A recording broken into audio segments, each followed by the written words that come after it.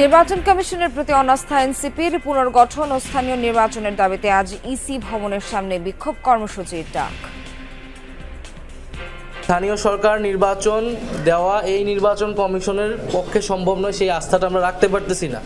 কারণ তারা পক্ষপাতমূলক আচরণ করছে, তারা সংস্কার প্রস্তাবনা আমলে নেয়নি এবং তাদের যে গঠন প্রক্রিয়া সেখানেই ত্রুটি রয়েছে।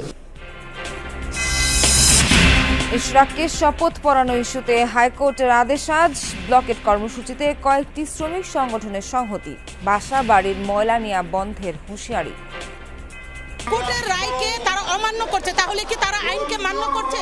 আমাদের এই দাবি আদায় না হওয়া পর্যন্ত আমরা রাজপথ ছাড়বো না। যত কুচক্রী মহলে থাকুক না কেন আমরা পিছু হটবো না।